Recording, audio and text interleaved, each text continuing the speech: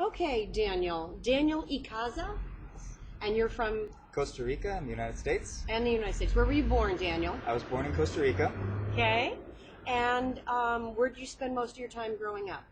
I really grew up in between the United States and Costa Rica. I spent about a year one place and then a year in the other, and then back and forth until I was about 13, and then I grew the rest of my high school years in Costa Rica.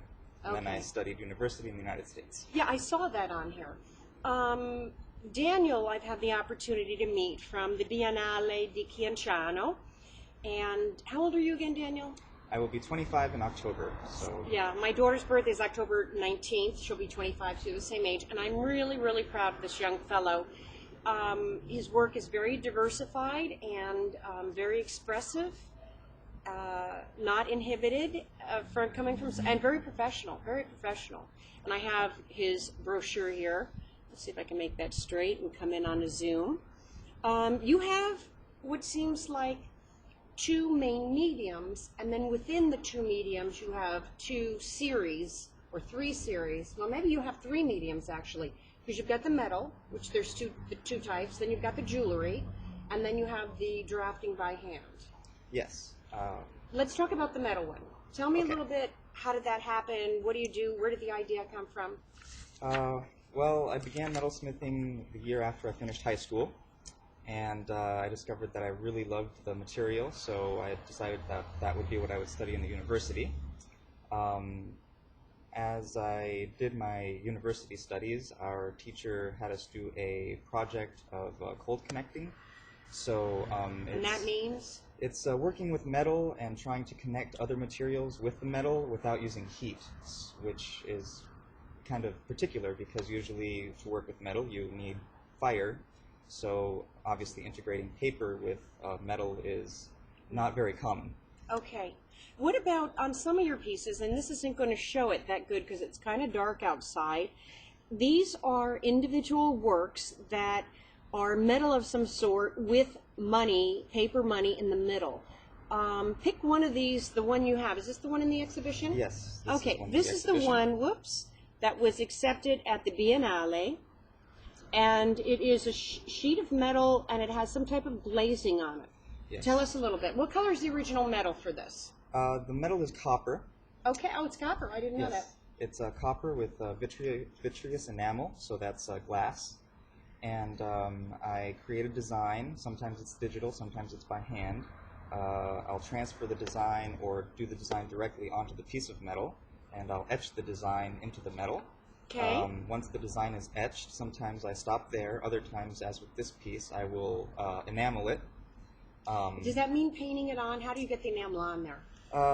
It's a very specific process. The enamel is a powdered glass, so you Yes. kind of powder it on top, almost like you're, putting powdered sugar Sugar on a on cake. something, yes. Okay. And then you stick it inside of the kiln. And you do have to cook it. Yes, you can do it inside of a kiln, or you can do it with a torch. But the idea is that you melt the glass into the grooves that you've created with. Sounds like he's making creme brulee with a little hand torch. That's what it sounds like to me. But go ahead. Yes, the smaller pieces is kind of like that. So you fire the enamel, and it melts into the grooves, and then you have to remove the excess and go building it up slowly so that So it are you becomes sprinkling level. more on? Yes, it's. And then refiring it? Yes. Usually it requires maybe 3 to 5 firings, sometimes With more. one color, or do you keep doing different colors of sprinkled powdered glass? I do have a few pieces that incorporate multiple colors, although in the beginning I was using only solid colors because I Okay. was, learning the process. And the name of this series where you're working with money is, Monetary bondage. that's going to be hard to see it, but I'll try to show you guys here, monetary bondage.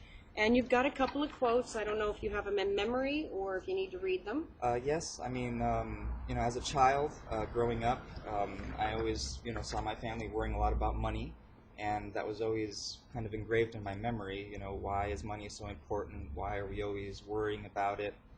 And as I began to study those topics, I began to realize that money is really only a concept, and it's a concept based on faith, and I worry that the faith in money may be misplaced, so I just wanted to kind of create more awareness and dialogue about why we use money, because it affects, every aspect of society and civilization in general. Absolutely. Absolutely. Okay. Here, why don't we go ahead and tell us a little bit about that? And I'm just going to check our time. Okay, we're halfway. Perfect. Okay. Tell us about this. Is this jewelry or designs to put on the wall, belt buckles? What is it? It is a good question. I tend to think of it more as just small sculptures. And so how big? Well, But in real life, how big is that? in real life, Show me. this is about that big. Okay, all right. So go ahead and tell us about these. It looks as though we're losing our light here, but that's okay. Everybody understands. It looks like you're embedding jewels and possibly layers. Yes, many times I create silver elements and adhere gold onto the silver coins. I like to work with actual silver or copper or gold coins. And, so it's money again. Yes, it's money again. So it actually is still part of the money series. Yes, it certainly is. It is the money series. Okay, I didn't realize that. I had seen all the bills, and I thought this was a form of some type of decorative. Yeah, no, I'm still playing with money. Okay. Sometimes it's paper, sometimes it's coins, and I always try to not damage the money. I don't view it as, defacing it. I view it as adding to it and embellishing the money. So one of the quotes on there is, when does art turn into money and money turn into art? Art. Okay. And then I've had this opportunity to meet you here at the Biennale. How did you first find out about the Biennale, to know to apply?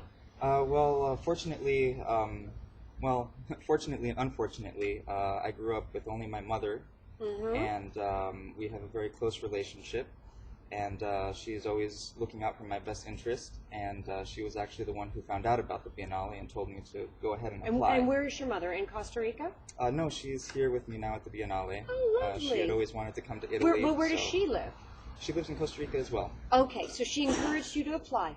When you applied and you found out you were accepted, tell the truth. What did you think? What did you say to your mother when you learned? What did you say inside, and then what did you say to your mother? It was a great surprise, and it was great honor, and still now it's very surreal experience to be here, as it is only my second real exhibition after I finished. Well, my first real exhibition was my kind of thesis show from the university. So it's quite overwhelming, and she was, very supportive and encouraging, and said, I know you can't perhaps afford to go by yourself, but I believe in you, and I will fund this experience for you. Sponsor you, support you, emotionally, financially, physically, with money. Yes, as well. Okay, wonderful. Have you made friends with any artists here? Yes, it's been a great experience. I've met many wonderful artists from all over the world, and they've been incredibly supportive, and I feel like I've had a very positive response to my work, so I hope that this will be a great stepping stone for bigger and better things in the future. Okay, there's one thing. We're getting dark here. Oh, we sure are. But look, I want you to see these. Look at these things here. It's going to be hard to see them. Oh, we're losing our light. But you've got dreadlocks. Yes. When did this start? You can't see it. I wish you could see. I'll put them in front of my face. They're long, long, long dreadlocks. Yes. They're almost to his belly button. How did that happen? These are the longest ones that I've had. It's actually probably the third time that I've had dreadlocks, and my mother detests them with all of her heart. But she lets me do what I want. Sure, the artist. Yes. So, I love having my hair long, but I don't necessarily like combing it, and it just kind of developed naturally. So, okay. So that's pretty much the story with that. Very good. Okay. Well, thank you very much for losing our light, but I'm very happy to meet you. Very nice to meet you too. Bye. Bye.